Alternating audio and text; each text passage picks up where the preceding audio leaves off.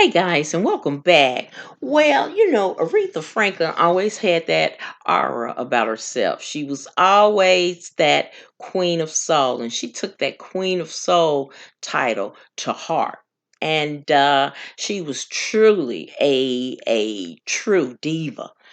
And being the Queen of Soul and being a diva, she had her falling out with a lot of celebrity women performers. She got in bitter, nasty feuds, and she did professional snubs on the other talented singers. And one of the singers was Dionne Warwick. Now, after Aretha passed, Dion wrote a beautiful statement about Aretha's passing. Now, she said, "Our Heavenly Father has chosen one of our most prolific voices to join his heavenly choir.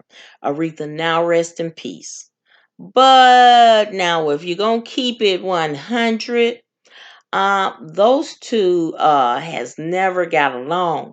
Now, it starts back to Professional Shade. Now, just months after Dion made Say a Little Prayer, I believe that was in the 70s or maybe late 60s. But Aretha recorded the song right after she did and made it an even bigger hit.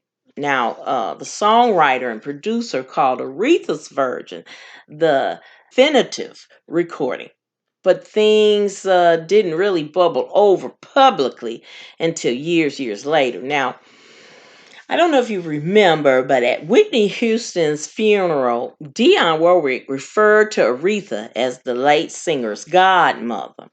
Now, apparently, that did not sit well with Aretha. All they always said that Aretha was Whitney's godmother, but Aretha didn't want that uh, as one attached to her. 5 years later, during a phone interview, Aretha let it be known that she had not forgotten Dionne's comments. Now, she blatantly lied on me, Aretha said, fully well knowing what she was doing.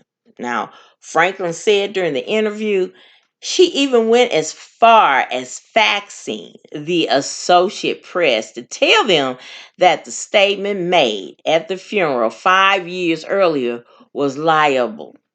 Now, when asked if she wanted an apology from Dion, now she dropped this gem. She said, "I don't care about her apology. At this point, it isn't about an apology, it's about liable. We've never been friends, and I don't think Dion has ever liked me." Hmm. Yeah, and she wasn't Whitney Houston's godmother. She was too young to be Whitney's godmother, you know. She said she could be an aunt, but she couldn't be a godmother, which that was false because Whitney was born in 1963. Aretha's first child was born in 56 or 57. So you do the math. And even though Dionne Warwick's aunt, did backup for Aretha and her sister, D what's Dion's sister's name? But anyway, Dion's sister also sung backup for Aretha Franklin, but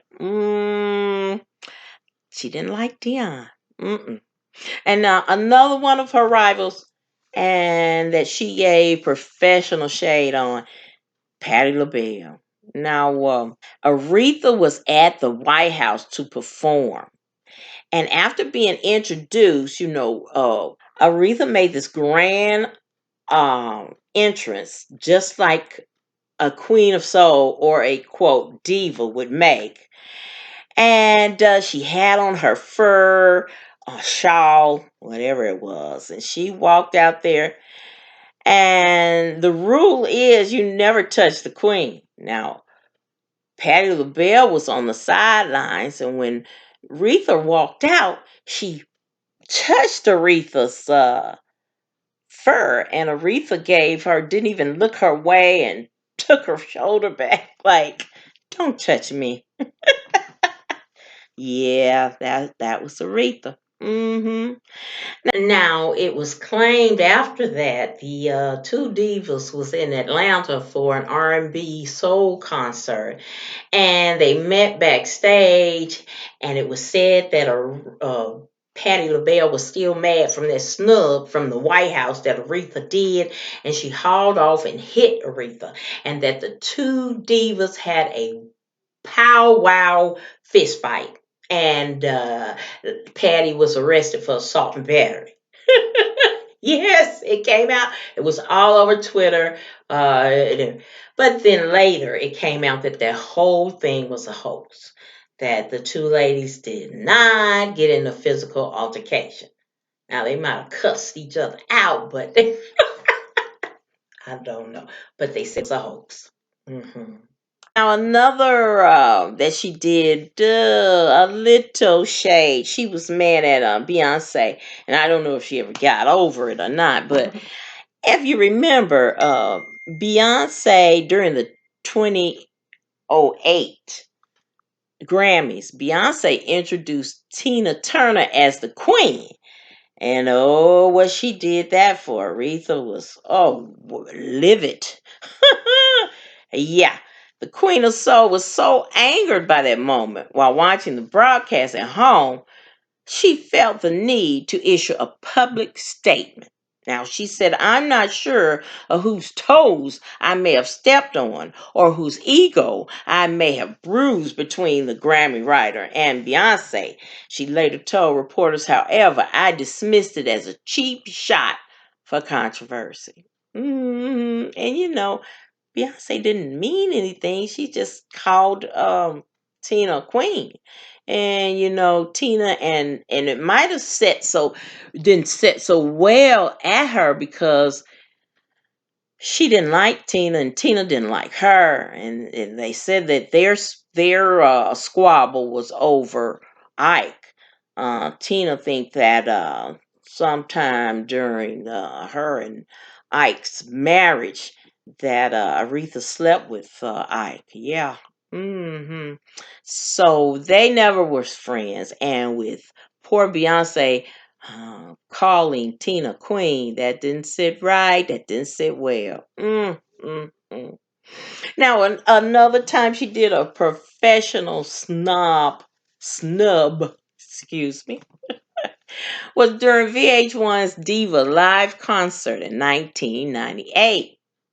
Now, the stage was full of divas. I believe it was Celine. It was, I don't remember all that was on stage. Um, but Celine and Aretha had a moment, and to her credit, the Queen of Canada tried to test the Queen of Soul. They got to a song, and all of them was on stage, and I think I know that Mariah was on stage. It was Mariah, Aretha, Celine. I can't think of the others. What was on there, but when it came up to sing You Make Me Feel Like a Natural Woman, well, Aretha started it, and then it should have went to Celine. Celine was going to sing the second verse, but Aretha said this was my song, and she did the thing. Uh,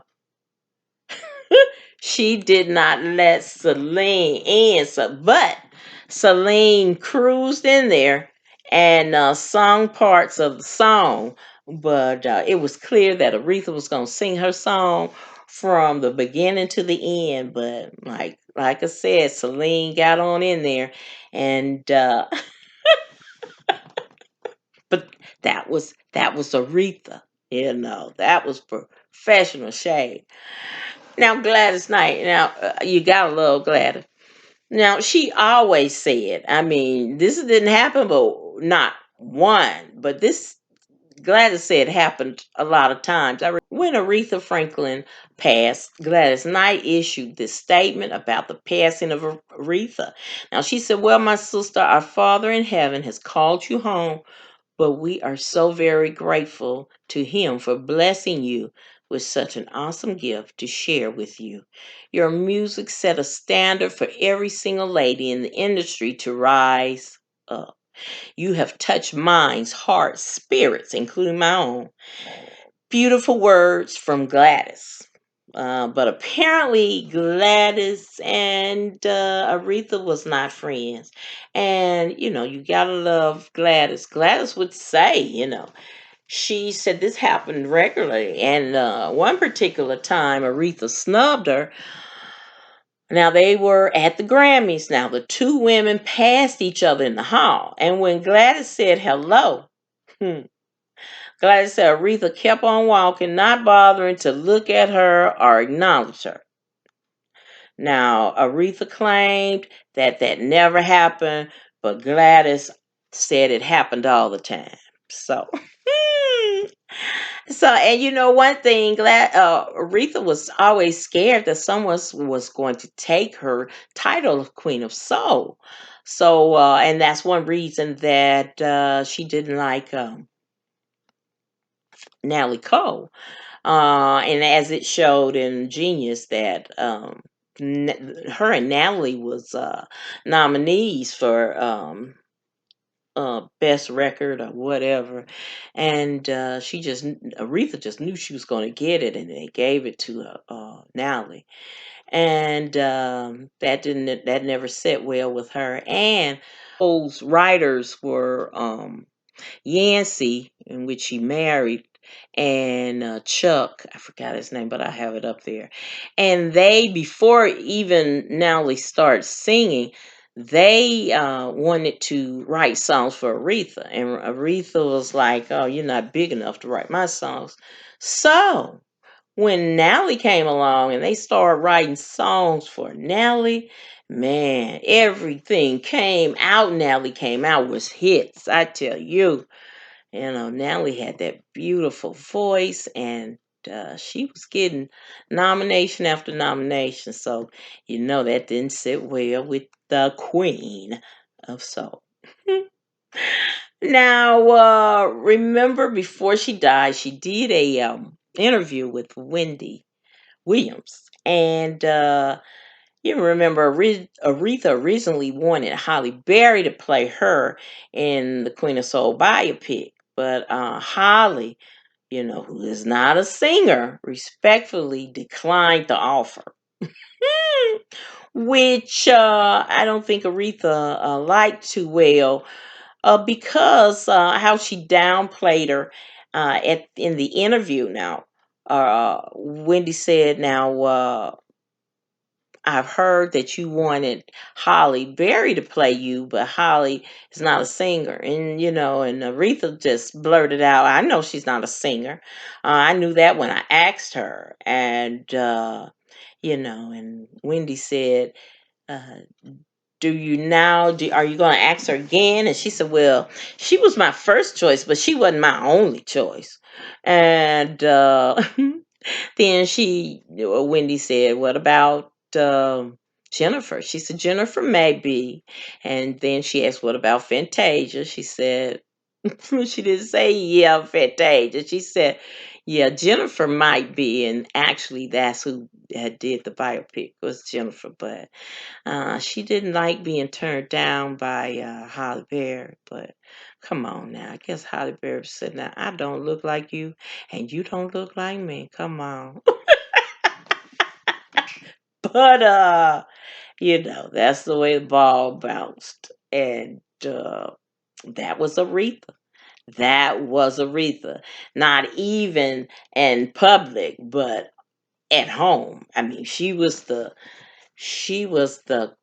queen. I mean, she took that very liking to her that she was a queen.